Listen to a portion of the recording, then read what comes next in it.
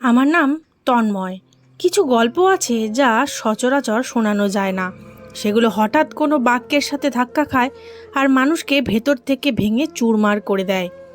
বাবা ডাক্তার বলছেন যে কাউন্টারে 50,000 টাকা জমা দিন, না হলে ফাইল এগোবে না। আমার ছেলের গলার স্বরে এমন এক কাঁপুনি ছিল যা আমার বৃদ্ধ হাড়ের ভেতরেও যন্ত্রণা জাগিয়ে দিল। আমি হুইল চেয়ারে বসে বসেই কাঁপা হাতে ওর হাতটা শক্ত করে ধরলাম। বাবা, তুই তো জানিস পেনশনের যে কটা টাকা বেঁচেছিল তা তো আমরা ভাড়ায় খরচ করে ফেলেছি। এখন পকেটে ফেরার ভাড়াও ঠিকমতো অবশিষ্ট নেই। তবে কি আমরা ফিরে যাব? বাবা, আপনি কি চিকিৎসা করাবেন না? ওর চোখে অসহায়তা ভাসছিল। হয়তো ভাগ্যের এটাই লিখন ছিল। চলো বাবা, এখান থেকেও খালি হাতেই ফিরে যাই। যেখানে শুনেছিলাম গরিবদের চিকিৎসা নিখরচায় হয়, আমি সেই ইমারতটির দিকে অস্থির চোখে তাকালাম। জেলা সরকারি হাসপাতাল। ওর সাদা দেওয়ালগুলো যেন আমায় বিদ্রূপ করছিল। আমার ছেলে আমায় হুইল চেয়ারে ঠেলতে ঠেলতে এক্সিট গেটের দিকে নিয়ে যেতে লাগলো। চাকাগুলো ঘুরছিল আর সেই ঘূর্ণায়মান চাকার সাথে সাথে আমার অতীত সময়টা আমার চোখের সামনে সিনেমার মতো চলতে লাগলো। এই গল্প আজকের নয়, এই গল্প অনেক বছরের পুরনো। তখন আমি এই হুইল চেয়ারে ছিলাম না, বরং ক্লাসরুমে দাঁড়িয়ে ব্ল্যাকবোর্ডে চক ঘষতাম। আমি অত্যন্ত গরিব পরিবারের সন্তান ছিলাম এবং শুরু থেকেই একটা ছোট গ্রামের বাসিন্দা ছিলাম। বাবার মৃত্যুর পর আমি গ্রামের সরকারি স্কুলে শিক্ষকের চাকরি পেয়ে গিয়েছিলাম। বেতন খুব কম ছিল, কিন্তু আমার এবং আমার পরিবারের জন্য সেটুকুই যথেষ্ট ছিল। আমি আমার কাজের প্রতি খুব সৎ ছিলাম।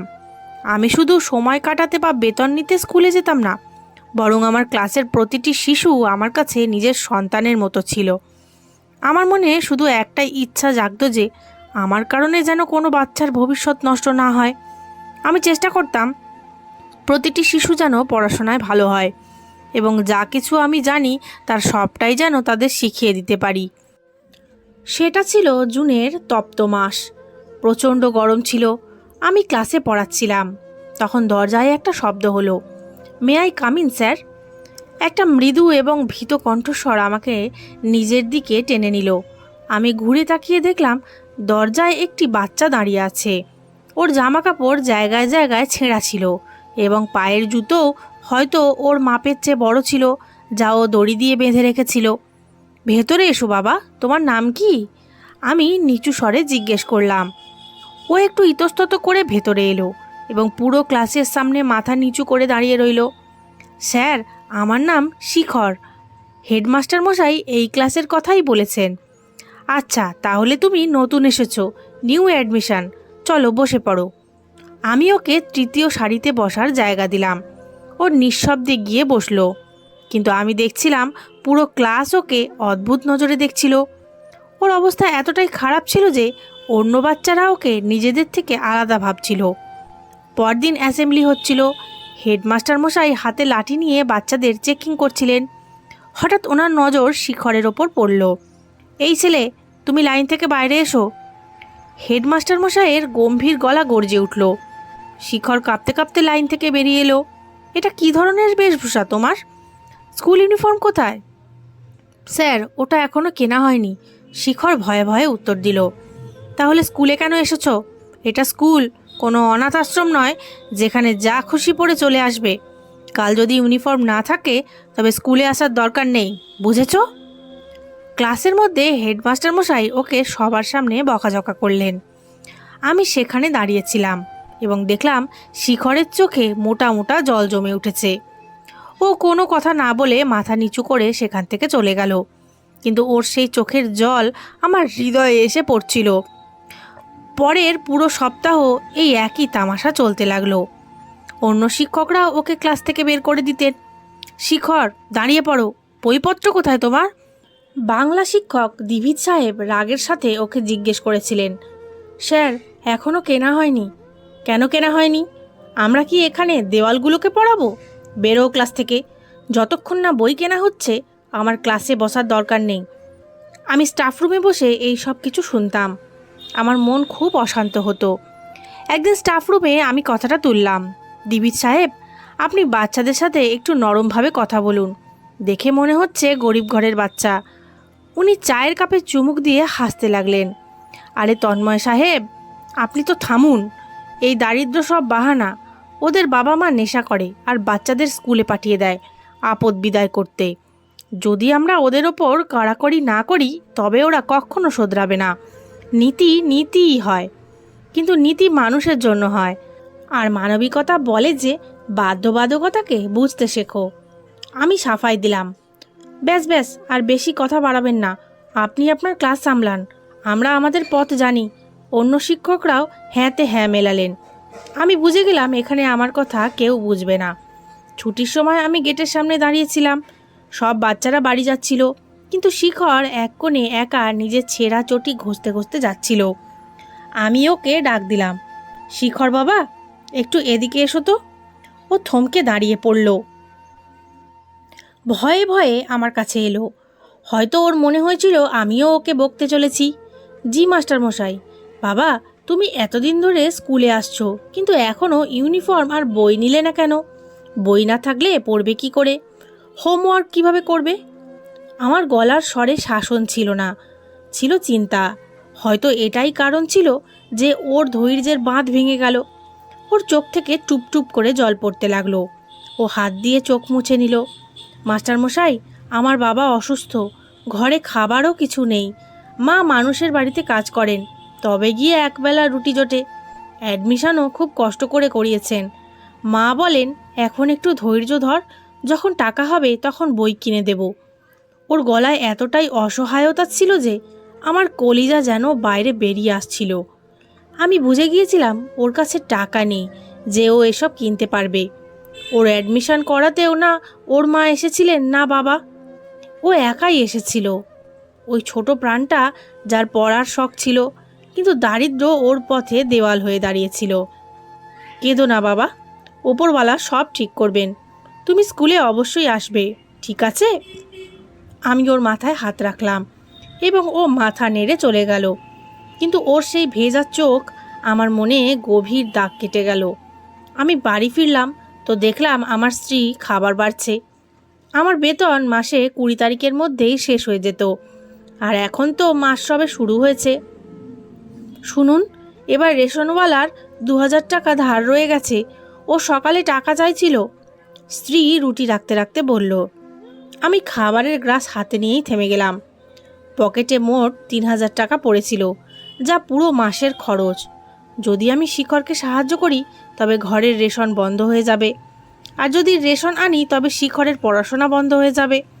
ওই ধার আমরা পরের মাসে শোধ করে দেব। এবার একটু টানাটানি আছে। টানাটানি তো সব বাড়ি থাকে, আপনি করেনটাই কি? লোকে টিউশন পড়িয়ে অট্টালিকা বানাচ্ছে, সব খরচ মেটাচ্ছে, আর আপনি একটা সাইকেলের টায়ার বদলানোর পয়সাও রাখতে পারেন না। ওর কথাগুলো তেতো হলেও সত্যি ছিল, কিন্তু আমার চোখের সামনে শিখরের কান্নামাখা মুখটা ভাসছিল। আমি সিদ্ধান্ত নিয়ে নিলাম। পরের দিন আমি বাজারে গেলাম, পকেটের সব টাকা খালি করে দিলাম। একটা দোকান থেকে স্কুল ইউনিফর্ম কিনলাম এবং অন্য দোকান থেকে জুতো। তারপর বইয়ের দোকান থেকে ওর ক্লাসের সব বই আর খাতা কিনে নিলাম। একটা সুন্দর আকাশি রঙের স্কুল ব্যাগও নিলাম। আমি সব কিছু কিনে ফেলার পর পকেটে শুধু কয়েকটা খুচরো পয়সা ছিল, যা কেবল বাস ভাড়ার জন্য। আমি হেঁটেই স্কুলের দিকে রওনা দিলাম। রোদ চড়া ছিল, কিন্তু আমার ভেতরে একটা অদ্ভুত শীতলতা কাজ করছিল। আমি স্কুলে পৌঁছালাম তো দেখলাম ব্রেক চলছে। শিখর মাঠের কোণে গাছের নিচে একা বসে মাটি নিয়ে খেলছিল। বাকি বাচ্চারা ক্যান্টিন থেকে খাবার কিনে খাচ্ছিল। আমি ওকে ইশারায় ডাকলাম। ও দৌড়ে আমার কাছে এলো। জি মাস্টার মশাই, আপনি ডেকেছেন? চলো আমার সাথে স্টাফ রুমে। আমি ওকে খালি স্টাফ রুমে নিয়ে গেলাম। আমি থলিটা টেবিলের ওপর রাখলাম। এটা নাও বাবা, এটা খোলো। শিখর অবাক হয়ে আমার দিকে তাকালো এবং কাঁপা হাতে সেটা খুলল। ভেতরে নতুন ইউনিফর্ম, চকচকে জুতো, বইপত্র আর সেই আকাশি রঙের ব্যাগ রাখা ছিল। ওর চোখ ছানা বড়া হয়ে গেল। ও বইগুলোকে ছুঁয়ে ছুঁয়ে দেখছিল, যেন ও বিশ্বাসই করতে পারছে না এটা সত্যি না স্বপ্ন। মাস্টারমশাই, এটা কার জন্য? ওর গলায় কম্পন ছিল। এটা তোমার জন্য বাবা, আমার তরফ থেকে উপহার। কিন্তু স্যার, আমার কাছে তো পয়সা নেই, আমি এটা নিতে পারি না। আমার মা বারণ করেছেন কারোর থেকে জিনিস নিতে নেই।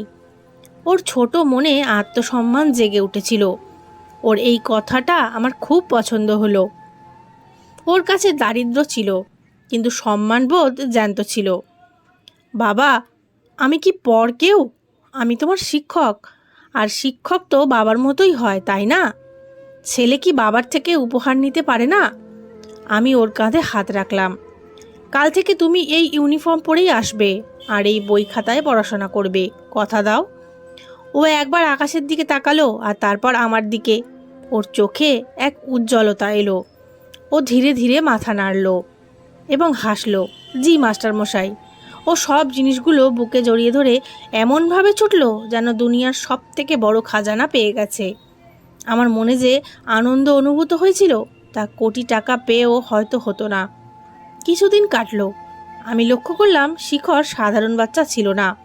ও আমার ক্লাসের সব থেকে বুদ্ধিমান ছাত্র ছিল। আমি যা পড়া দিতাম, পরের দিন ও তা খুব সুন্দরভাবে সমাধান করে আনতো। ওর হাতের লেখাও ছিল অতি চমৎকার। আমি সেই দিনই ভেবে নিয়েছিলাম এই বাচ্চাটা একটা হীরা। একে যত ঘষা হবে তত উজ্জ্বল হয়ে সামনে আসবে। কিন্তু আমার এই ভাবনার জন্য স্কুলে ফিসফাস শুরু হলো। আমি শিখরকে টিউশনের জন্য আমার বাড়িতে ডাকতে শুরু করলাম। ও রোজ বিকেলে আমার বাড়িতে আসতো। আমার স্ত্রী প্রথমে একটু গজগজ করত, কিন্তু যখন ও শিখরের ভদ্রতা আর ও একাগ্রতা দেখল, তখন ও নিজেও চুপ হয়ে গেল। শিখর মন দিয়ে পড়তো। ওর মুখে হাসি দেখে আমার মনে শান্তি নেমে আসতো। সময় ডানায় ভর করে উঠতে লাগলো। বছর শেষ হলো এবং রেজাল্ট এলো। অ্যাসেম্বলি গ্রাউন্ডে সব বাচ্চারা জমা হয়েছিল। হেডমাস্টার মশাই স্টেজে দাঁড়িয়ে রেজাল্ট ঘোষণা করছিলেন এবং এই বছর পঞ্চম শ্রেণীতে পুরো স্কুলের মধ্যে প্রথম স্থান অধিকার করেছে শিখর। করতালিতে মুখরিত হলো চারিদিক। শিখর স্টেজে গেল। ওর ইউনিফর্ম ছিল পরিষ্কার এবং হাঁটার মধ্যে এক আত্মবিশ্বাস ছিল। ও পুরস্কার নেওয়ার পর ঘুরে আমার দিকে তাকালো। ভিড়ের মধ্যে আমাদের চোখাচোখি হলো। ওর চোখে সেই একই উজ্জ্বলতা ছিল যা সেই দিন ছিল যেদিন আমি ওকে বই দিয়েছিলাম। ওর দূর থেকেই আমায় নমস্কার করলো। আমার মাথা গর্বে উঁচু হয়ে গেল। এই সিলসিলা সেখানেই থেমে থাকেনি। প্রতি বছর এটাই হতে থাকলো। আমি ওর জন্য বই, ইউনিফর্ম, জুতো সব কিছু কিনে দিতাম। ওর প্রতিটি খরচ আমি নিজের পকেট থেকে মেটাতাম। না জানি কেন ওর প্রতি আমার এক অদ্ভুত টান হয়ে গিয়েছিল। হয়তো এই কারণে যে ওর মধ্যে আমি নিজেকে দেখতে পেতাম। ও প্রতি বছর পজিশন নিয়ে পরের ক্লাসে প্রমোট হতো, আর আমার মন খুশিতে নেচে উঠত। লোকে আমায় বোকা বলতো, খোঁটা দিত যে নিজের রোজগার বেকার ওর ওপর ওড়াচ্ছি। কিন্তু আমি কালা হয়ে গিয়েছিলাম। আমার কানে কারোর কথা পৌঁছতো না। এইভাবেই বছর পেরিয়ে গেল এবং ও অষ্টম শ্রেণীতে পৌঁছে গেল।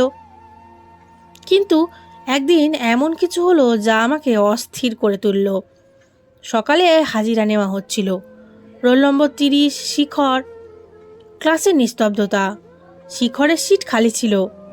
স্যার, ও আজ আসেনি, একটা ছেলে জানালো। আমি ভাবলাম হয়তো শরীর খারাপ তাই আসেনি। কিন্তু পরের দিনও ও এলো না। তৃতীয় দিনও ও অনুপস্থিত থাকলো। এইভাবেই এক সপ্তাহ কেটে গেল। শিখর স্কুল থেকে উধাও। আমার খুব দুশ্চিন্তা হতে লাগলো। এমন কখনো হয়নি যে ও না বলে ছুটি করেছে। আমি ব্রেক টাইমে ওর ক্লাসমেটদের ডাকলাম। বাবা, কেউ জানো শিখর কেন স্কুলে আসছে না? সবাই না বোধক মাথা নাড়ালো। স্যার, ও আমাদের মহল্লায় থাকে না, ও তো অন্য কোনো কলোনিতে থাকে, আমরা জানি না। আমার বুক ধড়ফড় করতে লাগলো। কোথাও কোনো অমঙ্গল হলো না তো ওর সাথে? ছুটির পর আমি সিদ্ধান্ত নিলাম যে আমি নিজে ওর বাড়ি যাব। আমি অনেক কষ্টে খোঁজ খবর নিয়ে ওর কলোনির হদিশ পেলাম এবং সেখানে পৌঁছলাম। কাঁচা বাড়ির একটা লম্বা লাইন ছিল। আমি এক দোকানদারকে জিজ্ঞেস করলাম, ভাই, এখানে শিখর নামে একটা ছেলে থাকে যার মা মানুষের বাড়িতে কাজ করেন? তখন দোকানদার অবাক চোখে আমার দিকে তাকালো। আরে মাস্টার মশাই, ওই যে কোণের বাড়িটা, হ্যাঁ হ্যাঁ ওই তো। ওরা তো বাড়ি খালি করে চলে গেছে। কি? কিন্তু কেন? আমার পায়ের তলা থেকে তো মাটি সরে গেল। কবে গেছে? এই তো 4-5 দিন হবে।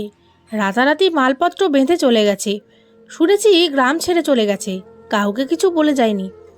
আমি পাথরের মতো হয়ে দাঁড়িয়ে রইলাম। ও চলে গেল? তাও আবার না বলে, আমার সাথে দেখা না করে। আমার হীরাটা আমার থেকে হারিয়ে গেল। আমি খালি বাড়ির ভাঙা দরজার দিকে তাকিয়ে রইলাম, যেখানে এখন শুধু ধুলো উঠছে। আমার পরিশ্রম কি বিফলে গেল? লোকেদের কথাই কি ঠিক ছিল? আমার মাথায় হাজারো প্রশ্নের তুফান উঠছিল। আর সামনে ধুধু করা জনশূন্য রাস্তা। ওই শূন্যতার সামনে কতক্ষণ দাঁড়িয়েছিলাম আমার খেয়াল নেই। আমার মাথায় শিখরের সেই হাসি মুখটা ঘুরছিল, যখনও প্রথমবার ইউনিফর্ম পরেছিল। আমি খালি হাতে বাড়ি ফিরলাম। আমার পা ভারী হয়ে আসছিল। মনে হচ্ছিল আমার অস্তিত্বের একটা অংশ হয়তো ওই কলোনির ধুলোবালিতেই থেকে গেছে। আমি ঘরে ঢুকলাম তো দেখলাম তেজস্বিনী বসার ঘরে বাসন মাজছে। আমার খালি হাতে আর মুখ শুকনো দেখে ও এক নিমেষেই বুঝে গেল কি হয়েছে। পাওনি তো ওই ছেলেটাকে? তেজস্বিনী হাত মুছতে মুছতে জিজ্ঞেস করলো। না, ও যেন হাওয়া হয়ে গেছে। ওর বাড়িটাও খালি পড়ে আছে। কেউ জানতো না ও কোথায় গেছে। আমি চৌকিতে বসে পড়লাম। আমার গলায় এমন ক্লান্তি ছিল যে তেজস্বিনীও চুপ হয়ে গেল। আপনি কেন এত মন খারাপ করছেন? আপনি ভালো কাজ করেছিলেন, খারাপ তো কিছু করেননি। আপনি আপনার কর্তব্য পালন করেছেন। এখন ওর ভাগ্য ওর হাতে। আর যাই হোক, ও তো আমাদের নিজের রক্ত ছিল না। তেজস্বিনী আমায় সান্ত্বনা দেওয়ার চেষ্টা করলো। রক্তের সম্পর্ক ছিল না, কিন্তু আত্মার সম্পর্ক তৈরি হয়ে গিয়েছিল। আমি ওই বাচ্চার মধ্যে আশা দেখতে পেতাম, আর আজ সেই আশাটুকু ভেঙে গেল। আমি চোখ বন্ধ করলাম, কিন্তু বন্ধ চোখের সামনেও অন্ধকার ছিল। সময় কারোর জন্য অপেক্ষা করে না, আর কারোর দুঃখে থেমেও থাকে না। শিখর চলে যাওয়ার পরেও জীবন চলতে থাকলো। দিনগুলো মাসে আর মাসগুলো বছরে বদলে গেল। আমার চুলে রূপলি রং ধরল, আর কোমর হালকা নুইয়ে গেল। আমার চশমার পাওয়ার বেড়ে গেল, আর চোখের জ্যোতি কমে গেল। পুরো 10 বছর কেটে গেল, এবং এই 10 বছর যেন চোখের পলকে পেরিয়ে গেল, কিন্তু নেজের পেছনে অনেক বদল রেখে গেল। আমার ছেলেমেয়েরা বড় হচ্ছিল। সবথেকে বড় ছেলে রবি কলেজে ছিল, আর বাকিরা স্কুলে। ঘরের খরচের বোঝা আমার কাঁধ নুইয়ে দিচ্ছিল। তারপর সেই দিনটাও এসে গেল, যার প্রতি সরকারি কর্মচারীর ভয় থাকে। অবসরের দিন। স্টাফ রুমে আমার জন্য একটা ছোট বিদায় অনুষ্ঠানের আয়োজন করা হয়েছিল। সেই পুরনো সহকর্মীরাই ছিল, কিছু নতুন মুখও যোগ হয়েছিল। হেডমাস্টার মশাই আমার গলায় মালা পরালেন। তন্ময় সাহেব, আপনি পুরো জীবনটা এই স্কুলে দিয়ে দিয়েছেন। আপনাকে সব সময় মনে রাখা হবে। হেডমাস্টার মশাইয়ের শব্দগুলো গভীর ছিল, কিন্তু তাতে সত্যতা ছিল। ধন্যবাদ স্যার। শুধু প্রার্থনা করবেন বাকি জীবনটাও যেন সম্মানের সাথে কেটে যায়। আমি সেই মুহূর্তে হাসার চেষ্টা করলাম, কিন্তু ভেতর থেকে মন কাঁদছিল। অবসরের মানে হলো এবার মাসের বেতন বন্ধ, আর শুধু পেনশনের ভরসা। আর পেনশন ছিল হাতির মুখে জিরের মতো সামান্য। বাড়ি ফিরলাম তো তেজস্বিনী অপেক্ষা করছিল। সব কাগজপত্র পাওয়া গেছে তো? টাকা কবে পাওয়া যাবে? ওর প্রশ্নে এক অস্থিরতা ছিল। পাওয়া যাবে কিছুদিন পর। কেন, কি হয়েছে? আপনি তো জানেন আমরা আর কতদিন এই ভাড়ার বাড়িতে ধাক্কা খাবো। এখন যখন এত বড় একটা থোক টাকা পাওয়া যাবে, তখন আমাদের ছোট একটা ঘর বানিয়ে ফেলবো। ছেলে মেয়েদের মাথার উপর একটা ছাদ হয়ে গেলে ভালো হয়। আমার স্ত্রীর ইচ্ছেটা ঠিকই ছিল। সারা জীবন আমরা ভাড়ার বাড়িতেই তো কাটালাম। প্রতি 11 মাস পর বাড়ি বদলানো, মালপত্র তোলা। এই বুড়ো বয়সে আর এই পরিশ্রম আমার দ্বারা হতো না। যখন রিটায়ারমেন্টের টাকা পেলাম, তো আমরা শহরের কলোনিতে ছোট একটা প্লট নিয়ে ঘর বানানো শুরু করলাম। আমার মনে হয়েছিল ওই টাকা দিয়ে বাড়ি হয়ে যাবে এবং কিছু বেঁচেও যাবে। কিন্তু এই মহার্ঘতার বাজারে আমার চিন্তা ভুল প্রমাণিত হলো। ইট, সিমেন্ট, বালি সব কিছুর দাম আকাশ ছোঁয়া হয়ে যাচ্ছিল। বাবা, ঠিকাদার বলছে রডের দাম আরও বেড়ে গেছে, আরও টাকা চাই। রবি চিন্তিত মুখে জানালো। আমরা কাঁচা বসার ঘরে বসে হিসেব করছিলাম। বাবা, ওকে বল হাত একটু আলগা রাখতে। ব্যাংকে যা কিছু ছিল সব তুলে নিয়েছি। এখন তো পেনশন আসতেও দেরি আছে। আমি কপাল থেকে ঘাম মুছলাম। বাবা, ছাদ তো ঢালাই করতেই হবে, না হলে তো দেওয়াল তুলে রাখা যায় না। হয়তো ওর কথা ঠিক ছিল। আমি আমার স্ত্রীর কিছু গয়না যা ও মেয়ের বিয়ের জন্য রেখেছিল, সেগুলোও বিক্রি করে দিলাম। যেমন তেমন করে একটা ছোট ঘর দাঁড়ালো। প্লাস্টার হয়নি, মেঝে কাঁচা ছিল, কিন্তু ওটাই ছিল আমাদের নিজেদের ছাদ। আমরা নতুন ঘরে শিফট করলাম, কিন্তু সেই ঘরটা আমার সারা জীবনের রোজগার গিলে ফেললো। এখন আমার ব্যাংকে একটা টাকাও ছিল না, আর গুজরান হতো কেবল মাসের পেনশানে। 5 ছেলেমেয়ের পড়ার খরচ, ঘরের রেশন, বিদ্যুৎ ও গ্যাসের বিল, পেনশন আসতে না আসতেই হাতের মুঠোর বালির মতো বেরিয়ে যেত। মা, কলেজের ফিস জমা দিতে হবে, না হলে নাম কেটে যাবে, রবি ওর মাকে বলল। বাবা, এখন তো তোমার বাবা বিল জমা দিয়েছেন, 2 দিন অপেক্ষা করো। মা, গত মাসেও লেট ফিস দিয়েছিলাম, আমার খুব লজ্জা হয়। অন্যদিকে ছোট মেয়ে বলল যে, বাবা, আমার জুতো ছিঁড়ে গেছে, স্কুলের সব মেয়েরা আমায় নিয়ে মজা করে। আমি চৌকিতে শুয়ে শুয়ে সব শুনতাম। আমার মন চাইতো জমি ফেটে যাক আর আমি তাতে ঢুকে যাই। সেই বাবা যে কাল পর্যন্ত অন্যদের বাচ্চাদের বই আর ইউনিফর্ম কিনে দিত, আজ নিজের ছেলে মেয়েদের ছোট ছোট আবদার পূরণ করতে পারছে না। আমি টিউশন পড়াতে চাইলাম, কিন্তু শরীর আর সায় দিত না। কিছুক্ষণ কথা বললেই আমার শ্বাস ফুলে যেত। একটা অদ্ভুত ক্লান্তি সবসময় আমার শরীরে থাকতো। তারপর একদিন হঠাৎ আমার শরীর খুব খারাপ হয়ে গেল। মনে হয় আমার জ্বর উঠেছিল, শরীর খুব তেতে উঠেছিল। তন্ময় সাহেব, আপনার শরীর তো খুব গরম হয়ে গেছে, চলুন ডাক্তারের কাছে যাই। আমার স্ত্রী কপালে জলপট্টি দিতে দিতে বলল, না তেজস্বিনী, এটা কেবল ঋতু পরিবর্তনের জ্বর, ওষুধ খেয়েছি, ছেড়ে যাবে। ডাক্তারের কাছে যাওয়ার টাকাও বা কোথায়? আমি দুর্বলভাবে উত্তর দিলাম, টাকার জন্য তো জান দিয়ে দেওয়া যায় না। কাল সকালে রবিকে বলবো কোনো সরকারি হাসপাতাল থেকে ওষুধ নিয়ে আসতে। কিন্তু সেই জ্বর কমার নামই নিচ্ছিল না। কিছুদিন পর মাড়ি দিয়েও রক্ত পড়া শুরু হলো। আমি ব্রাশ করলে রক্ত বেরোতো, কখনো কখনো নাক দিয়েও রক্ত আসতো। এখন আমার গায়ের রং একেবারে ফ্যাকাশে হয়ে গিয়েছিল। আমি আয়নায় নিজের মুখ দেখে নিজেই ভয় পেতাম। চোখের নিচে কালো দাগ পড়ে গিয়েছিল। বাবা, আপনি দুর্বল হয়ে গেছেন, চলুন আমার সাথে হাসপাতালে। রবি জেদ ধরল। বাবা, আমি ঠিক আছি, ওটা বার্ধক্য আর কিছু নয়, তুই পড়াশোনায় মন দে। আমি ওকে এড়িয়ে যেতাম। আমি জানতাম যদি কোনো বড় অসুখ ধরা পড়ে তবে চিকিৎসার টাকা কোথা থেকে আসবে। আমি আমার সন্তানদের ওপর বোঝা হতে চাইতাম না। ঘরের অবস্থা দিনে দিনে খারাপ হতে শুরু করলো। উপোসের দশা এসে গেল। একদিন দেখলাম রবি সকালে কলেজ যাওয়ার বদলে অন্য কোথাও যাচ্ছিল। ওর জামাকাপড় নোংরা ছিল আর হাতে বইয়ের বদলে একটা ব্যাগ। রবি, তুই এই সময় কোথায় যাচ্ছিস? কলেজে যাসনি? আমি ওকে থামালাম। ও সেখানেই দাঁড়িয়ে পড়ল। ও আমার দিকে তাকালো, ওর চোখে দুঃখ ছিল। ও আমার কাছে এলো, আমার পায়ে বসে পড়ল। বাবা, আমি কলেজ ছেড়ে দিয়েছি। ওর শব্দগুলো আমার কাছে কোনো বোমা ফাটাচ্ছে কম ছিল না। এ কি আজে বাজে কথা বলছিস? তোর কি হুঁশ আছে? তুই পড়াশোনা ছাড়লি কেন? আমি রাগ আর আতঙ্কের সাথে চিৎকার করে উঠলাম, বাবা, ঘরে খাওয়ার আটা নেই, আপনার ওষুধের টাকা নেই, ছোট ভাই বোনদের ফিস কে দেবে? আমি বড় ছেলে বাবা, আমি আর কতদিন আপনার জীর্ণ হাড়ের তামাশা দেখব?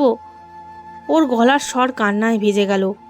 না বাবা, তুই এমন করবি না, আমি বেঁচে আছি তো, আমি কিছু একটা করব, আমি মজুরি করব, কিন্তু তুই পড়াশোনা ছাড়বি না।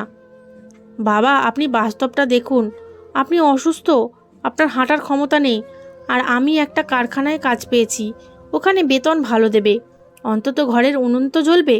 ও আমার হাত ধরল। ওর হাত শক্ত হয়ে গিয়েছিল। আমায় ক্ষমা করবেন বাবা, কিন্তু আমার কাছে আর কোনো পথ নেই। ও দ্রুত বাইরে বেরিয়ে গেল। আমি ওকে ডাকতে থাকলাম, কিন্তু আমার আওয়াজ গলাতেই আটকে গেল। সেদিন আমি খুব কেঁদেছিলাম। আমি একা ঘরে বন্ধ হয়ে ফুঁপিয়ে ফুঁপিয়ে কাঁদলাম যে ওপরওয়ালা, এটা কি পরীক্ষা? আমি তো সারা জীবন অন্যের বাচ্চাদের ভবিষ্যৎ গড়তেই কাটিয়ে দিলাম। আমি গলি গলি ঘুরে বেরিয়েছি যাতে কোনো বাচ্চা অশিক্ষিত না থাকে, আর আজ আমার নিজের বড় ছেলে পড়াশোনা ছেড়ে মজুরি করতে বাধ্য হলো। আমার বুক ফেটে যাচ্ছিল। সেই দৃশ্যটা আমার চোখের সামনে থেকে সরছিল না, যখন রবি নোংরা জামা কাপড়ে মজুরি করতে যাচ্ছিল। সেই বাবা যে গর্বের সাথে বলতো পড়াশোনাই সব থেকে বড় সম্পদ, আজ তার নিজের ঘর পড়াশোনার সম্পদ থেকে দূরে হয়ে যাচ্ছিল, স্রেফ পেটের আগুন নেভানোর জন্য। আমার অসুস্থতা এবার আরও দ্রুত বাড়তে লাগলো। জ্বর এখন সব সময় থাকতো। হাড়ের ভেতরে এমন ব্যথা শুরু হতো যে আমি রাতে ছটফট করতাম। তেজস্বিনী আর বাচ্চারা চিন্তিত ছিল। ঘরে রবি যে সামান্য টাকা নিয়ে আসতো তার রেশনে খরচা হয়ে যেত। আমার চিকিৎসার জন্য কিচ্ছু বাঁচত না। মা, বাবার অবস্থা দেখো, ওনার গায়ের রং একদম সাদা হয়ে গেছে। ছোট মেয়ে কাঁদতে কাঁদতে বলল। আমি কি করব রে মা, আমাদের হাত একদম খালি। তোর ভাইয়ের বেতন এখনও পাইনি। আমার স্ত্রী আঁচল দিয়ে চোখ মুছলেন, আর আমি চৌকিতে পড়ে থাকা অসহায়তার প্রতিচ্ছবি হয়ে সব দেখছিলাম। আমি সেই গাছ ছিলাম যা এখন শুকিয়ে গিয়েছিল আর নিজের ছায়া নেওয়া মানুষের ওপরই পড়তে চলেছিল। না, আর নয়। রবি ঘরে ঢুকলো। ওর চোখে মুখে সংকল্প ছিল, আমি বাবাকে এইভাবে মরতে দেখতে পারবো না। চাইলে আমাকে ঋণ নিতে হোক বা নিজেকে বন্ধক রাখতে হোক, আমি বাবার চিকিৎসা করাবো। ও আমার কাছে এলো এবং আমায় ধরে ওঠালো। উঠুন বাবা, আমরা হাসপাতালে যাচ্ছি। বাবা, থাকতে দে, টাকা কোথা থেকে আসবে? আমি কাঁপা কাঁপা গলায় বললাম। আপনি টাকার চিন্তা করবেন না, আপনি চলুন। ও আমায় জোর করে জামা কাপড় পরালো আর একটা রিকশায় বসিয়ে সরকারি হাসপাতালে নিয়ে গেল। হাসপাতালে রোগীদের ভিড় উপচে পড়ছিল। দুর্গন্ধ আর গুমোট পরিবেশে দম আটকে আসছিল। ডাক্তার খুব দায়সারাভাবে জবাব দিলেন যে কিছু পরীক্ষা হবে, রক্তাল্পতা খুব বেশি মনে হচ্ছে। রবি ইতিউতি থেকে চেয়ে চিনতে পরীক্ষা করালো। সারাদিন আমরা হাসপাতালের ঠান্ডা বেঞ্চে বসে রিপোর্টের অপেক্ষা করলাম। সন্ধ্যায় যখন রিপোর্ট এলো তখন ডাক্তারের মুখ গম্ভীর ছিল। ও রবিকে ভেতরে ডাকলো। আমি দরজার কাছেই বসেছিলাম। দেখো ছেলে, তোমার বাবার অবস্থা ভালো নয়। কি হয়েছে ডাক্তারবাবু? রবির গলায় ভয় ছিল। রিপোর্ট অনুযায়ী ওনার ব্লাড ক্যান্সার হয়েছে। ডাক্তারের শব্দগুলো আমার কানে গলানো সীসার মতো এসে লাগলো। ক্যান্সার? রবি সেখানে চেয়ারে ভেঙে পড়ল। ক্যান্সার? কিন্তু ডাক্তারবাবু, এর চিকিৎসা এখানে সম্ভব নয়। আমাদের কাছে সেই সুবিধা নেই, আর এই স্টেজটা খুব বিপজ্জনক। ওনাকে দ্রুত কোনো বড় হাসপাতালে নিয়ে যাও। কোথায় নিয়ে যাব? জেলা সরকারি হাসপাতালে নিয়ে যাও, যেখানে ক্যান্সারের চিকিৎসা সম্ভব। কিন্তু তাড়াতাড়ি করো, ওনার কাছে সময় খুব কম। আমরা যখন হাসপাতাল থেকে বেরোলাম তখন রাত হয়ে গেছে। রাস্তাঘাট আলোকিত ছিল, কিন্তু আমার জীবনে ছিল ঘুটঘুটে অন্ধকার।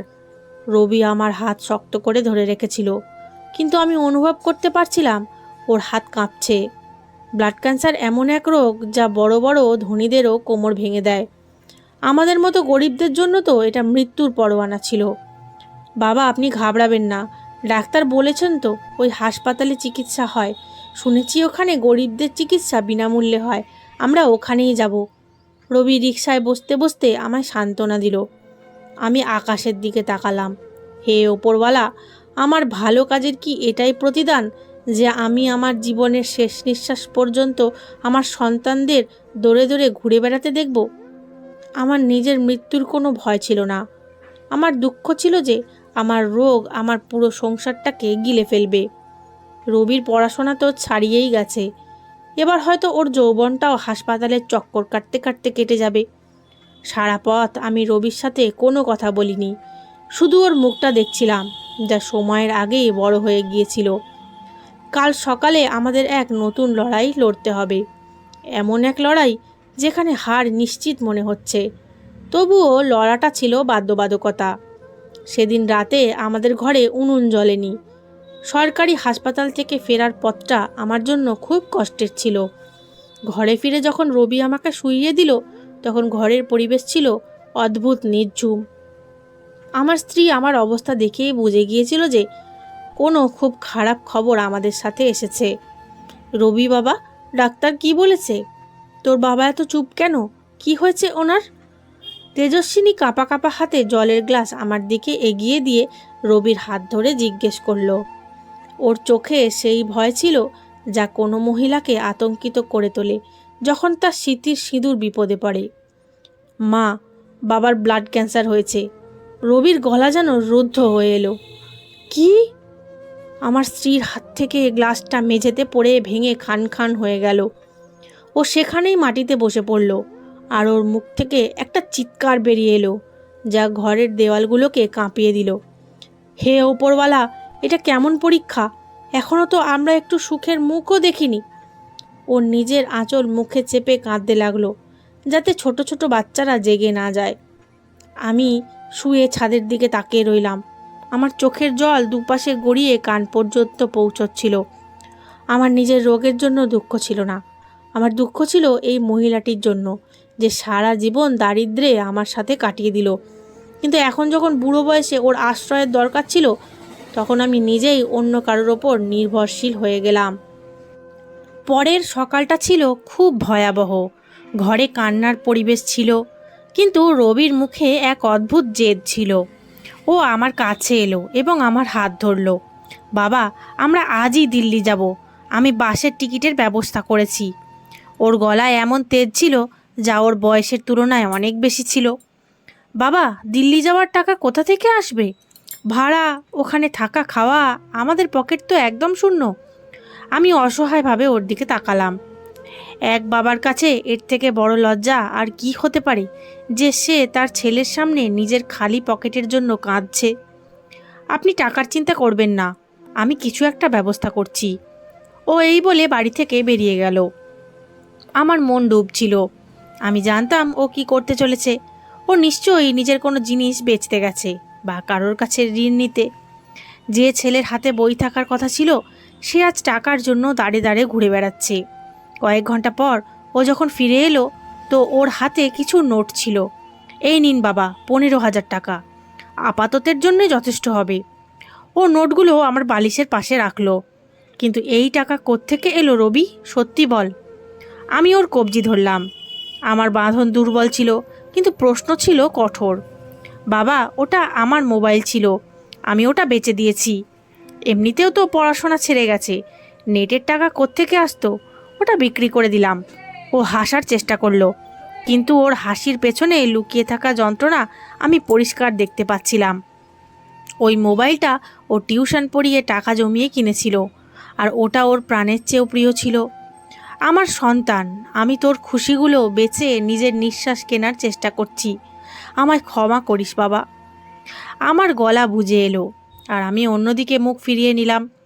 আমার নিজের ওপর ঘেন্না হচ্ছিল। বিকালে আমরা দিল্লির বাসে উঠলাম। আমি জানলার ধারের সিটে ছিলাম, আর রবি আমার পাশে।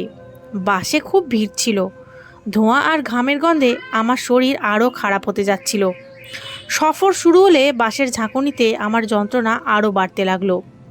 বাবা, আপনার খুব কষ্ট হচ্ছে? রবি আমার গোঙানি শুনতে পেয়েই উৎকণ্ঠিত হয়ে আমার দিকে তাকালো। ওর চোখে অস্থিরতা ছিল, যেন ও আমার সব কষ্ট নিজের ভেতরে টেনে নিতে চায়। না বাবা, একটু ক্লান্তি শুধু, তুই ঘুমিয়ে পড়। আমি মিথ্যে বলেছিলাম। সত্যিটা হলো আমার সারা শরীর যেন ছুঁচ দিয়ে বিঁধছিল। কিন্তু আমি ওকে আর অস্থির করতে চাইলাম না। বাবা, শুধু তাড়াতাড়ি দিল্লি পৌঁছে যাই, ওখানে ওই হাসপাতালে সব ঠিক হয়ে যাবে। শুনেছি ওখানে পৃথিবীর সবথেকে ভালো মেশিন আছে, ওনারা আপনাকে একদম সারিয়ে দেবেন। ওর সামনে একটা আশার প্রদীপ জ্বলছিল, যা আমি নেভাতে চাইছিলাম না। ও আমায় সান্ত্বনা দিচ্ছিল, কিন্তু মনে হচ্ছিল ও আসলে নিজেকেই শান্ত করতে চাইছে। ওপরওয়ালা মঙ্গল করবেন বাবা, শুধু প্রার্থনা করো। আমি জানালা দিয়ে বাইরে তাকালাম। অন্ধকার দ্রুত ছড়িয়ে পড়ছিল। বাইরের ছুটে চলা গাছগুলো আমার জীবনের মতোই মনে হচ্ছিল, যা দ্রুত পেছনে চলে যাচ্ছিল। রাতে আমরা ওখানে পৌঁছলাম। বাস স্ট্যান্ডে নেমে শহরের শোরগোল দেখে আমি ঘাবড়ে গেলাম। ছোট গ্রামের বাসিন্দা আমি এই বড় শহরের ভিড়ে নিজেকে হারিয়ে ফেলছিলাম। রবি এক রিক্সাওয়ালাকে ডাকলো। ভাই, আমাদের সরকারি হাসপাতালে যেতে হবে, অনেক দূর সাহেব, 500 টাকা লাগবে। রিক্সাওয়ালা নির্বিকারভাবে বলল। ভাই, গরিব মানুষ, চিকিৎসার জন্য এসেছি, একটু কম করো। রবি কাতর হয়ে বলল।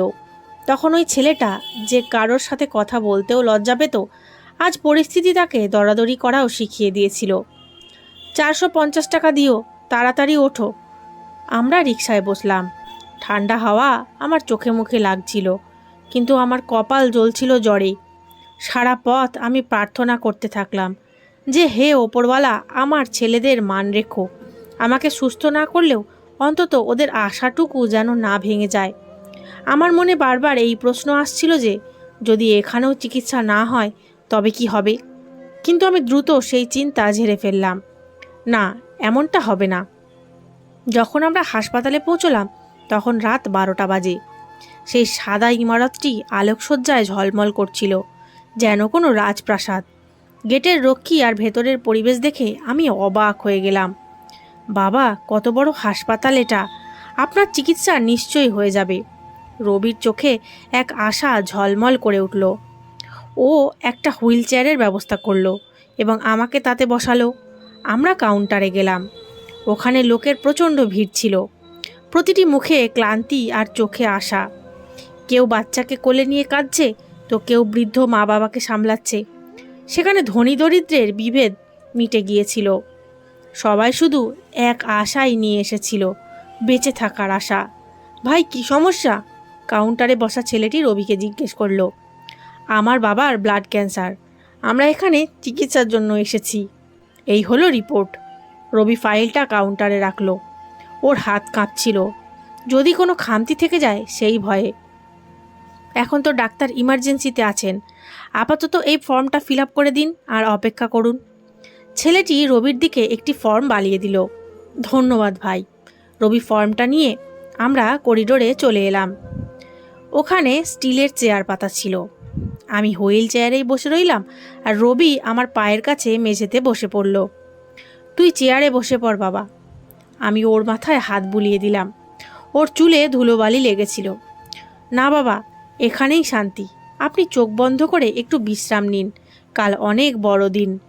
ওর নিজের মাথা আমার হাঁটুর ওপর রাখলো। কিছুক্ষণের মধ্যেই ওর শ্বাস প্রশ্বাস ভারী হলো। ও ক্লান্ত হয়ে ঘুমিয়ে পড়ল। আমি জেগেছিলাম। হাসপাতালের সাদা আলো আমার চোখে বিঁধছিল। আমার মাথায় আমার ফেলে আসা জীবন সিনেমার মতো ভাসছিল। আমি ভাবলাম, আমি সারা জীবন সততার সাথে কাটিয়েছি, কখনো কারোর সাথে জোচ্চুরি করিনি, কারণ মনে কষ্ট দিইনি। সেই মাস্টার তন্ময়, যার পুরো জীবন আদর্শে কেটেছে, আজ কয়েকটা নিঃশ্বাসের ভিক্ষা চাইবার জন্য এখানে বসে আছে। সততার কি এটাই পুরস্কার? তখনই আমার শিখরের কথা মনে পড়ল। আমার সেই ছাত্র, যাকে আমি ছেলের মতো ভালোবাসতাম। 10 বছর হয়ে গেছে ওকে দেখিনি। না জানি ও কোথায় আছে, কেমন আছে। ও কি কখনো আমায় মনে করে? আমি তো ওর জন্য সেই সব কিছুই করেছি যা এক বাবা তার ছেলের জন্য করে। আর যদি ও এখানে থাকতো, হয়তো আমি একটা আশ্রয় পেতাম। কিন্তু এটা কেবল একটা চিন্তা ছিল। বাস্তবতা হলো, আমার পকেটে মাত্র কয়েক হাজার টাকা অবশিষ্ট ছিল। সকালে হাসপাতালে ব্যস্ততা শুরু হলো। নার্স আর ডাক্তাররা এদিক ওদিক ছুটছিলেন। রবি ধরফর করে উঠে পড়ল। মুখ হাত ধুয়ে আমার কাছে এলো। বাবা, আমাদের নম্বর আসতে চলেছে, আপনি তৈরি তো? হ্যাঁ বাবা। আমরা ডাক্তারের ঘরের দিকে এগোলাম। ওখানেও এক লম্বা লাইন। ঘন্টার পর ঘন্টা অপেক্ষার পর আমাদের নাম ডাকা হলো। তন্ময় সাহেব। রবি হুইল চেয়ার ঠেলে ভেতরে ঢুকলো। ডাক্তার এক যুবক ছিলেন। তিনি বসতে ইশারা করলেন। জি বলুন, কি সমস্যা? ডাক্তার ফাইল খুলতে খুলতে জিজ্ঞেস করলেন।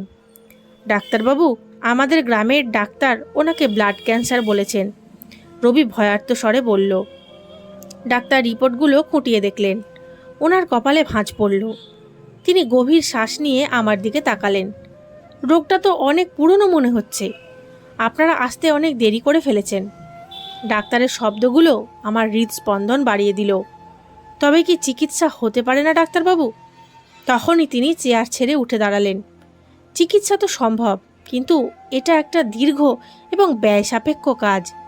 আমাদের পলিসি অনুযায়ী বিনামূল্যে চিকিৎসার জন্য এক লম্বা প্রসেস থাকে, যাতে সময় আর টাকা লাগে।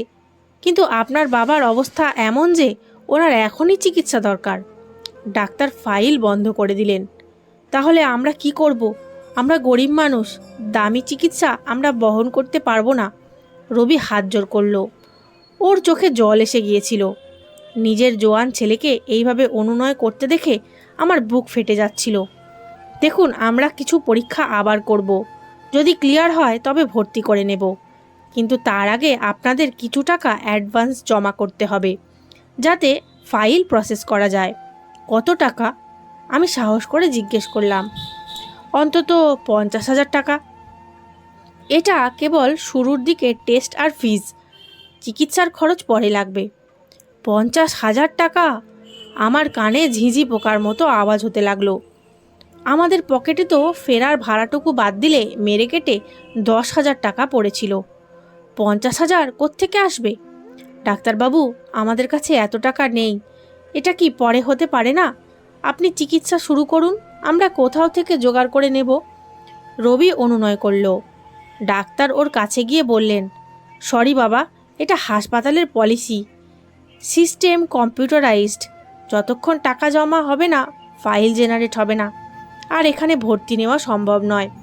আপনারা জোগাড় করে নিয়ে আসুন। ডাক্তার এই বলে ঘন্টা বাজালেন পরের রোগীকে ডাকার জন্য। আমরা ঘর থেকে বেরিয়ে এলাম। রবি হুইল চেয়ারটা এক কোণে দাঁড় করিয়ে দেওয়ালের সাথে হেলান দিয়ে দাঁড়িয়ে পড়ল। ওর চোখ দিয়ে ঝরঝর করে জল ঝরছিল।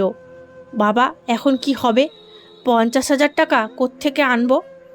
আমি তো সব বিক্রি করে দিয়েছি, এখন তো আর কিছুই অবশিষ্ট নেই। ও বাচ্চার মতো কাঁদছিল। রবি বাবা, কাঁদিস না, ওপরওয়ালা নিশ্চয়ই কোনো পথ দেখাবেন। আমি ওকে শান্ত করার চেষ্টা করলাম, কিন্তু আমার নিজের মনেও তখন নিভে গিয়েছিল। আমি জানতাম আর কোনো পথ খোলা নেই। আমরা এক বুক আশা নিয়ে এসেছিলাম, কিন্তু এখানেও টাকার দেওয়াল আমাদের পথে দাঁড়িয়ে গেল। কোন পথ বাবা? কে দেবে আমাদের এত টাকা? এই অচেনা শহরে আমরা কার কাছে হাত পাতব? ও দেওয়ালে একটা ঘুষি মারল। ওর অসহায়তা এবার রাগে বদলে যাচ্ছিল। চলুন বাবা, বাড়ি ফিরে যাই। হয়তো আমার কপালে সুস্থ হওয়ার লেখা নেই। মরতে তো একদিন হবেই, ঘরে গিয়েই মরি, অন্তত নিজের বাচ্চাদের পাশে তো থাকবো। আমি এক দৃঢ় সংকল্প নিয়ে বললাম। আমার এখন নিজের চিন্তা ছিল না, চিন্তা ছিল ওই ছেলেটির, যে আমার জন্য দৌড়ে দৌড়ে চক্কর কাটছে। না বাবা, আমি হার মানব না। আমি এখনই যাচ্ছি, কারোর সাথে কথা বলি, আপনি এখানেই বসুন। ও পাগলের মতো এদিকে ওদিকে ছুটতে লাগলো। আমি ওকে ডাকলাম, কিন্তু ও ভিড়ের মধ্যে হারিয়ে গেল। আমি একা হুইল চেয়ারে বসে সামনে তাকিয়ে রইলাম। লোকজন আসা যাওয়া করছিল, কারোর প্রতি কোনো ভ্রুক্ষেপ ছিল না। প্রত্যেকে নিজের নিজের যন্ত্রণায় ডুবেছিল। আমি পকেটে হাত দিলাম, কয়েকটা দুমড়ানো মোচড়ানো নোট বের হলো। এটাই ছিল আমার পুরো পৃথিবী। আজ সেই তন্ময় যে হাজার হাজার বাচ্চাকে পড়িয়েছে, আজ নিজের জীবনের কয়েকটা নিঃশ্বাসের জন্য টাকার মুখাপেক্ষী। কিছুক্ষণ পর রবি ফিরে এলো। ওর মুখটা ঝুলেছিল, চোখ লাল। কিছু হলো না বাবা, সবাই বলছে আগে ফর্ম ফিল আপ করো, তারপর কমিটি বসবে, তারপর সিদ্ধান্ত হবে। এই সব কিছুতেই 1 সপ্তাহ লেগে যাবে। আর ডাক্তার বলছে তখনই চিকিৎসা দরকার। ও কথা শেষ করতে পারল না। ও আমার হাঁটুতে মাথা রেখে কাঁদতে লাগলো। ব্যাস বাবা, অনেক হয়েছে, এবার বাড়ি ফিরে যাই। আমি ওর মাথায় হাত রাখলাম। ও চোখ মুছে শান্তভাবে হুইল চেয়ারের হ্যান্ডেল ধরল। আমরা দুজনেই সেই করিডোরে ছিলাম। রবি নিঃশব্দে আমার হুইল চেয়ার ঠেলছিল, কিন্তু ওর সেই মৌনতার আড়ালে এক তুফান লুকিয়েছিল। আমি অনুভব করছিলাম আমার ছেলেটা ভেতর থেকে ভেঙে চুরমার হয়ে গেছে। আমরা দরজার কাছে পৌঁছেছিলাম। ঠিক তখনই হাসপাতালের পরিবেশ হঠাৎ বদলে গেল। রক্ষীদের বাঁশির আওয়াজ আর দৌড়ঝাঁপ শুরু হলো। পেছনে সরুন, রাস্তা দিন, সাহেব আসছেন। এক সিকিউরিটি গার্ড রবিকে বাহু ধরে সজোরে পেছনে ঠেলে দিল। হুইল চেয়ারটা এক ঝটকায় গিয়ে দেওয়ালের সাথে সজোরে ধাক্কা খেল। আমার জীর্ণ শরীরে এক তীব্র যন্ত্রণার ঢেউ বয়ে গেল, আর আমার মুখ থেকে একটা চিৎকার বেরিয়ে এলো। এটা কি ধরনের অসভ্যতা? দেখতে পাচ্ছেন না রোগী আছে? রবি রাগে ফেটে পড়ল। ওর ধৈর্য তখন শেষ হয়ে গিয়েছিল। ও ভাই, চুপ করো, অ্যাসিস্ট্যান্ট কমিশনার সাহেব পরিদর্শনে আসছেন, একপাশে সরো। গার্ড ওকে ধমক দিল। সামনে থেকে এক বিশাল ভিড় আসছিল। স্যুটবুট পরা কিছু অফিসার, আর তাদের পেছনে একদল ডাক্তার। তাদের মাঝখানে এক যুবক অফিসার ছিলেন, যার মুখে আভিজাত্য আর ব্যক্তিত্ব ছিল। তিনি মেডিকেল সুপারিনটেন্ডেন্টের সাথে কথা বলছিলেন, আর সুপারিনটেন্ডেন্ট হাত জোর করে হ্যাঁতে হ্যাঁ মেলাচ্ছিলেন। রবি ঘৃণা ভরে তাদের দিকে দেখল এবং হুইল চেয়ারটা ঘুরিয়ে নিল। চলুন বাবা, এখানেও ধনীদেরই শাসন, আমাদের মতো লোকেদের কোনো জায়গা নেই। ওর গলায় এতটাই তিক্ততা ছিল যে আমার মন কেঁপে উঠল। আমরা যেই ঘুরতে চলেছি, ঠিক তখনই অফিসার কথা বলতে বলতে হঠাৎ থেমে গেলেন। ওনার দৃষ্টি সোজাসুজি আমার ওপর এসে স্থির হলো। ওনার পা যেন মাটিতে আটকে গেল। তিনি নিজের সাথে থাকা ডাক্তারকে হাতের ইশারায় থামালেন। 1 মিনিট। ওনার গম্ভীর গলা শোনা গেল। সবাই অবাক হয়ে থমকে গেল। ওই অফিসার দ্রুত পায়ে আমার দিকে এগিয়ে এলেন। ওনার চোখে এক অদ্ভুত অস্থিরতা আর বিস্ময় ছিল। তিনি সোজাসুজি আমার হুইল চেয়ারের পাশে এলেন এবং কোনো কিছু না ভেবেই সবার সামনে হাসপাতালের ওই ঠান্ডা মেঝেতে হাঁটু গেড়ে বসে পড়লেন। সারা হাসপাতালে পিনপতন নিস্তব্ধতা ছেয়ে গেল। ডাক্তার আর নার্সরা অবাক হয়ে তাকিয়ে দেখছিলেন যে শহরের এত বড় এক অফিসার এক সাধারণ রোগীর পায়ে কেন বসে পড়ল। আমি আমার আবছা চোখে ওনাকে দেখলাম। আমার দৃষ্টি এখন ক্ষীণ হয়ে গিয়েছিল। ওনার চোখের জল টপ টপ করে আমার হাতের ওপর পড়ল। সেই তপ্ত চোখের জল আমার মনে এক অদ্ভুত দোলা দিল। স্যার, আপনি আমায় চিনতে পারছেন না? আমি সেই শিখর যাকে আপনি প্রতি বছর বই খাতা কিনে দিতেন, যার সব খরচ আপনি নিজের বেতন থেকে মেটাতেন। তিনি আমার হাতটা নিজের কপালে ছোঁয়ালেন। শিখর, এই নামটা শোনা মাত্রই আমার মাথায় যেন একটা বিস্ফোরণ হলো। সেই ছোট বাচ্চাটা যে আমার ক্লাসে ভয়ে ভয়ে বসতো। আমি আমার সবটুকু শক্তি দিয়ে ওনার মুখের দিকে তাকালাম। সেই চোখ, সেই সারল্য, শুধু এখন তাতে একটা গাম্ভীর্য আর আত্মবিশ্বাস যোগ হয়েছে। শিখর, আমার হীরা বাবা, তুই? আমার গলা দিয়ে খুব কষ্টে এই শব্দগুলো বের হলো। আমি আমার হাত ওনার মুখে রাখলাম। আমার চোখ দিয়ে জলের ধারা বইতে লাগলো। আমার মনে হচ্ছিল আমি কোনো স্বপ্ন দেখছি। হ্যাঁ স্যার, আমি শিখর, আমি বেঁচে আছি স্যার। আপনাকে আমি কখনো ভুলিনি। ও অঝরে কাঁদতে শুরু করলো। এক অ্যাসিস্ট্যান্ট কমিশনারকে এইভাবে কাঁদতে দেখে সেখানে উপস্থিত প্রতিটি মানুষের চোখ ভিজে গেল। শিখর বাবা, তুই কোথায় চলে গিয়েছিলি? আমি তোকে কত খুঁজেছি। আমি তো ভেবেছিলাম আমার গাছটা হয়তো শুকিয়ে গেছে। আমি ওকে জড়িয়ে ধরার চেষ্টা করলাম, তো ও উঠে আমায় বুকে টেনে নিল। স্যার, পরিস্থিতির পেরে সব কিছু বদলে গিয়েছিল। 8ম শ্রেণীর পরীক্ষার পর আমার বাবা মারা যান। ঘরের শেষ সম্বলটুকুও চলে যায়। তখন আমার মামা এসে আমাদের জোর করে শহরে নিয়ে যান। ওনারাও খুব গরিব ছিলেন স্যার। আমি দিনে মজুরি করেছি, স্ট্রিট লাইটের নিচে বসে পড়াশোনা করেছি। আমি আপনার ওই কথাটা মনে গেঁথে নিয়েছিলাম যে পড়াশোনা ভাগ্য বদলে দেয়। আমি পরিশ্রম করেছি, পরীক্ষা দিয়েছি, আর আজ আপনার সামনে দাঁড়িয়ে আছি। ওনার কথাগুলো আমার কাছে মরহমের মতো কাজ করছিল। আমার পরিশ্রম, আমার ত্যাগ বিফলে আসেনি।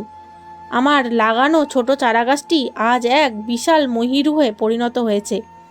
কিন্তু তুই এখানে কিভাবে? রবি যে এতক্ষণ পাথরের মতো দাঁড়িয়েছিল। শিখর ওর কাঁধে হাত রাখল। আমি এখানে কাকতালীয়ভাবে আসিনি। আমি মাস্টারমশাইকেই খুঁজছিলাম। আমার পোস্টিং এখানে হওয়ার পরই আমি প্রথমে গ্রামে গিয়েছিলাম। সেখানে আপনার পুরনো বাড়িতে গিয়ে জানলাম আপনারা শহরে চলে গেছেন। অনেক কষ্টে আপনাদের নতুন ঠিকানা পেলাম। সেখানে পৌঁছতেই প্রতিবেশীরা জানালো যে মাস্টারমশাইয়ের ব্লাড ক্যান্সার হয়েছে আর ওনার ছেলে ওনাকে নিয়ে দিল্লির কোনো এক হাসপাতালে গেছে। আমি একটা গভীর নিঃশ্বাস ফেললাম এবং ও আমার দিকে ভালোবাসার নজরে তাকালো। যেমনই আমি খবর পেলাম, সব কিছু ফেলে সোজা এখানে ছুটে এলাম। আমি সবাইকে অ্যালার্ট করে রেখেছিলাম, কিন্তু আমি কল্পনাও করতে পারিনি আপনি এইভাবে ফেরার পথে আমার সাথে ধাক্কা খাবেন। আমি যদি 1 মিনিটও দেরি করতাম তবে হয়তো আপনি চলেই যেতেন। তিনি আবার আমার দিকে তাকালেন এবং তারপর ডাক্তারের দিকে ঘুরলেন। ওনার স্বর এখন অফিসারের মতো কঠোর ছিল। স্যার, ডাক্তার দ্রুত এগিয়ে এলেন। ইনি আমার শিক্ষক এবং আমার বাবার সমান। আজ আমি যা কিছু তা ওনারই অবদান। ওনার চিকিৎসা এখনই শুরু করা হোক। ওনাকে ভিআইপি ওয়ার্ডে শিফট করুন। আর খবরদার ওনার থেকে যেন একটা টাকাও নেওয়া না হয়। ওনার চিকিৎসার সব খরচ হাসপাতালের ফান্ড থেকে হবে। আর যদি কোনো কমতি থাকে তবে আমি আমার নিজের বেতন থেকে দেব। জি স্যার, নিশ্চয়ই, আমরা এখনই সব ব্যবস্থা করছি। ডাক্তার তক্ষুনি ছোটাছুটি শুরু করলেন। যে ডাক্তার কিছুক্ষণ আগে আমাদের ফিরেও দেখছিলেন না, এখন তারা স্ট্রেচার নিয়ে দৌড়াচ্ছেন। রবি অবাক হয়ে এইসব কিছু দেখছিল। ওর চোখ দিয়ে আনন্দাশ্রু ঝরছিল। ও শিখরের কাছে এলো। ভাই, আপনার অনেক অনেক ধন্যবাদ। আমরা তো সব আশা হারিয়ে ফেলেছিলাম। আপনি দেবতার মতো এলেন। শিখর রবিকে জড়িয়ে ধরল। ধন্যবাদ বলিস না রে, এটা আমার কর্তব্য ছিল। যখন আমার পায়ে পরার জুতো ছিল না, তখন তোর বাবা আমায় জুতো কিনে দিয়েছিলেন। যখন আমার কাছে বই ছিল না, তখন তিনি আমায় বই দিয়েছিলেন। আজ যদি আমি নিজের প্রাণও দিয়ে দিই, তবুও ওনার ঋণ শোধ করতে পারবো না। আমায় ভিআইপি রুমে শিফট করা হলো। চিকিৎসা শুরু হয়ে গেল। নামী ডাক্তাররা আমায় পর্যবেক্ষণ করছিলেন। শিখর রোজ হাসপাতালে আসতো। আমার পাশে বসে আমার পা টিপে দিত। পুরনো দিনের কথা মনে করে আমরা হাসতাম, আবার কাঁদতামও। কয়েক মাস চিকিৎসার পর আমি বিপদমুক্ত হলাম। আমার রোগ নিয়ন্ত্রণে এলো। যেদিন আমায় হাসপাতাল থেকে ছেড়ে দেওয়া হলো, সেই ছুটির দিনে ঘরে এক অদ্ভুত নিস্তব্ধতা ছিল। যেন একটা দীর্ঘ ক্লান্তি এবার অবশেষে মিটে যাচ্ছে।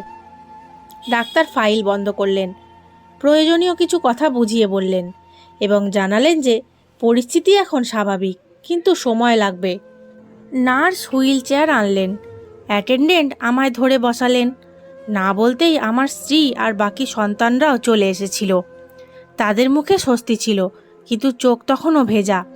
তিনি দ্রুত আঁচল দিয়ে চোখ মুছলেন এবং মাথা নিচু করলেন। লিফট দিয়ে নামার সময় আর কোনো কথা হয়নি, শুধু মেশিনের শব্দগুলো পেছনে রয়ে যাচ্ছিল। হাসপাতালের বাইরে গাড়ি দাঁড়িয়েছিল। অ্যাটেন্ডেন্ট খুব সাবধানে আমায় গাড়ির সিটে বসালেন। হুইল চেয়ার ভাঁজ করা হলো। গাড়ির দরজা বন্ধ হলো। সব কিছু স্বাভাবিক ছিল, যেমন রোজ হয়। কিন্তু আমাদের জন্য সেই দিনটা সাধারণ ছিল না। বাড়ি পৌঁছতে পৌঁছতে সন্ধ্যা নামলো। রাস্তাঘাটগুলো সেই একই ছিল, কিন্তু মনটা ছিল অন্য কোথাও। ঘরের দরজা খুলতেই এক অন্য রকমের শীতলতা অনুভব করলাম, যেন দেওয়ালগুলো শান্তির নিঃশ্বাস ফেলল। আমার স্ত্রী আমায় সরাসরি ঘরে নিয়ে গেলেন। ঘরের জানলা খুলে দিলেন। বাইরে সেই একই পুরনো দৃশ্য ছিল, কিন্তু ভেতরের অনেক কিছু বদলে গিয়েছিল। কিছুক্ষণ পর তিনি চা করে আনলেন। কাপগুলো টেবিলে রাখা হলো। আমরা তিনজন চুপচাপ বসে রইলাম, শুধু এটা উপলব্ধি করছিলাম যে কোনো একটা কঠিন সময় পেছনে রয়ে গেছে। রাতে শোয়ার আগে আমার স্ত্রী নিচু স্বরে শুধু এটুকুই বললেন যে, এবার সব ঠিক হয়ে যাবে তো? আমি মাথা নাড়লাম। সেই মুহূর্তে শব্দের চেয়ে বিশ্বাসের বেশি প্রয়োজন ছিল, আর সেই বিশ্বাসের সাথেই জীবন আবার ধীরে ধীরে নিজের ছন্দে ফিরতে শুরু করলো। এক সন্ধ্যায় আমি ব্যালকনিতে ছিলাম। নিচে বাচ্চারা খেলছিল। গাড়ির হর্নের আওয়াজ আসছিল। জীবন তার আপন গতিতে চলছিল। আমার স্ত্রী আমার পাশে এসে দাঁড়ালেন। তিনি কিছু বললেন না, শুধু আমার হাতটা শক্ত করে ধরলেন। ওই হাতের বাঁধনে অভিযোগ ছিল না, কোনো প্রশ্ন ছিল না, শুধু ছিল সাথ দেওয়ার অঙ্গীকার। আমি প্রথমবার অনুভব করলাম যে খুশি থাকা কোনো বড় সাফল্যের নাম নয়। খুশি তো তখনই যখন কঠিন সময়েও কেউ আপনার পাশে দাঁড়িয়ে থাকে। সেই মুহূর্তে আমার মনে হলো আমরা অনেক কিছু সহ্য করেছি, কিন্তু জীবন আমাদের ভেঙে দেয়নি, বরং আরও মজবুত করে দিয়েছে। আজ যখন আমি আমার হুইল চেয়ারে বসে বারান্দায় সকালের রোদ নিজের মুখে অনুভব করি, তখন মনে হয় জীবন অবশেষে আমায় আপন করে নিয়েছে। হাতগুলো আগের মতো মজবুত নেই, পা দুটো এখন আর আমার সাথ দেয় না, কিন্তু মনটা আগের চেয়ে অনেক বেশি শান্ত। রবি আমার ছেলে, যার জন্য আমি সারা জীবন হাড় ভাঙা খাটুনি খেটেছি, আজ সে আমার শক্তি হয়ে আমার পেছনে দাঁড়িয়ে আছে। এখনও আমায় ধাক্কা দিয়ে হুইল চেয়ার চালায় না, বরং আমার সাথে সাথে পায়ে পা মিলিয়ে চলে। প্রতি পদে জিজ্ঞেস করে যে, আপনি ক্লান্ত হয়ে যাননি তো বাবা? ওর গলায় এখন আর কোনো অভিযোগ থাকে না, থাকে শুধু চিন্তা। হয়তো সময় ওকেও শিখিয়ে দিয়েছে যে সম্পর্ক শুধু চেয়ার দিয়ে নয়, দায়িত্ব দিয়ে পালন করতে হয়। তেজস্বিনী আমার স্ত্রী। ওষুধের সময় হোক বা আমার পুরনো গল্প, ও কখনো বিরক্ত হয় না। ও আমার খুব যত্ন নেয়। আর শিখরকে দেখে আমি আমার জীবনের সব থেকে বড় শান্তি পাই। যে বাচ্চাকে আমি কখনো অক্ষর চিনতে শিখিয়েছিলাম, আজ সেই আমায় চেয়ার থেকে উঠতে সাহায্য করে। ও আজও বলে, যদি আপনি সেই সময় আমার হাতটা না ধরতেন, তবে আমি হয়তো কোথাও হারিয়ে যেতাম। তখন আমি বুঝি যে মানুষের আসল উত্তরাধিকার জমি বা সম্পত্তি নয়, বরং ওই মানুষগুলো যাদের জীবনে আমরা সততার সাথে কিছু যোগ করতে পেরেছি। আমি জীবনে অনেক কিছু দেখেছি, অহংকারও, নিঃসঙ্গতাও, আবার ভুল বোঝাবুঝিও। জীবন যা দেওয়ার ছিল তা দিয়েছে, আর যা নেওয়ার ছিল তাও নিয়েছে। এখন বাকি জীবনটা শুধু এই শান্তির সাথেই কেটে যাক, এটাই যথেষ্ট। যদি আমার এই কাহিনী থেকে আপনারা কিছু শিখতে পারেন, তবে শুধু এটুকুই বুঝবেন যে জীবনের সবথেকে বড় পুঁজি টাকা নয়। টাকা জরুরি, কিন্তু ওটা কাউকে নিজের করে দেয় না। আমি সারা জীবন অভাব অনটনে কাটিয়েছি, কিন্তু বাচ্চাদের পড়িয়েছি, সততার সাথে বেঁচেছি, আর কারোর হক ছিনিয়ে নিইনি। সেই সময় আমি জানতাম না যে যে বীজগুলো আমি নিঃশব্দে বুনেছিলাম, সেগুলোই একদিন আমার নিঃশ্বাসের অবলম্বন হয়ে দাঁড়াবে। মানুষ যখন ক্ষমতায় থাকে তখন সারা পৃথিবী তার সাথে চলে, কিন্তু যখন সে দুর্বল হয়ে পড়ে তখন কেবল ওরাই পাশে থাকে যাদের হৃদয়ে কোনো এক সময় আপনি জায়গা করে নিয়েছিলেন। সন্তানদের ওপর করা বিশ্বাস কখনো বৃথা যায় না। যন্ত্রণা প্রত্যেকের জীবনেই আসে, কিন্তু যদি মানুষ কখনো কারোর জীবনে আশার প্রদীপ জ্বালিয়ে থাকে, তবে সেই আশাই একদিন তার নিজের অন্ধকার পথকে আলোকিত করে দেয়। তাই যদি তোমার কাছে সামান্য ভালোবাসা, সময় এবং কাউকে সাহায্য করার মতো ক্ষমতা থাকে, তবে তা অবশ্যই দিও। কারণ জীবনের শেষ বাঁকে এই জিনিসগুলোই আপনাকে ধরে বলবে যে তুমি একা নও, আমরা তোমার সাথে আছি। বন্ধুরা, এই ছিল আজকের গল্পটি আপনাদের কেমন লাগলো অবশ্যই কমেন্টের মাধ্যমে জানাবেন। আমি আপনাদের সকলের কমেন্টের উত্তর দেওয়ার চেষ্টা করব। গল্পটি ভালো লেগে থাকলে অবশ্যই একটা লাইক দেবেন, যাতে আমি চ্যানেলটিকে এগিয়ে নিয়ে যেতে পারি। চ্যানেলে নতুন হয়ে থাকলে চ্যানেলটি সাবস্ক্রাইব করে বেল আইকনটি প্রেস করে দেবেন, যাতে পরবর্তী গল্প সবার আগে আপনার কাছে পৌঁছয়। ধন্যবাদ।